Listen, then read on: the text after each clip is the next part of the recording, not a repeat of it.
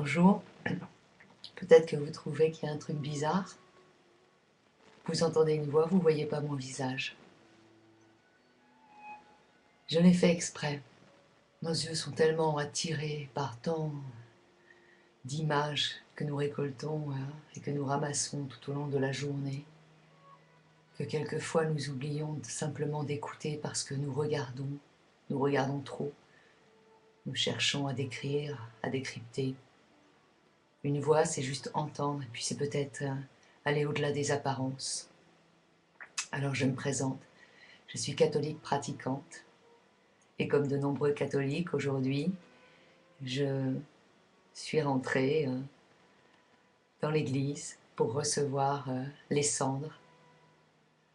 J'ai été appelée en tant que peuple de Dieu à répondre à cet appel de la liturgie dans laquelle nous allons vivre pendant 40 jours et dans laquelle nous allons chacun avancer, cheminer, chercher, nous enfouir pour faire encore plus résonner la parole du Christ dans notre vie.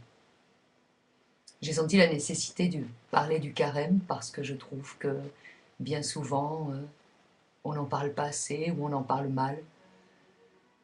On le voit quelquefois comme un vieux truc ancestral, un vieux chiffon avec beaucoup d'interprétations qui ne donnent pas envie.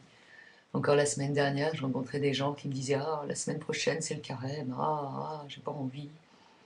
Mais le carême c'est pas morbide. Ça peut pas être morbide le carême, pour la simple et bonne raison que pour nous c'est une joie. Une joie car c'est un moment où nous nous tournons plus vers le Christ. C'est un moment où nous allons plus nous centrer sur sa parole, sur sa présence et sur tous ses biens. C'est un moment où nous allons nous dynamiser aussi pour répondre à ces biens, nous dynamiser dans la charité, dans la patience. C'est important qu'on puisse se faire aussi l'écho de la joie qui nous habite à travers cette marche.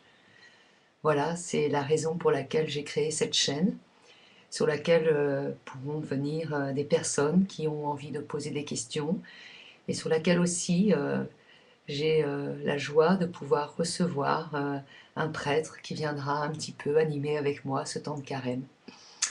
Voilà, je vous dis à bientôt, et je vous remercie pour votre écoute.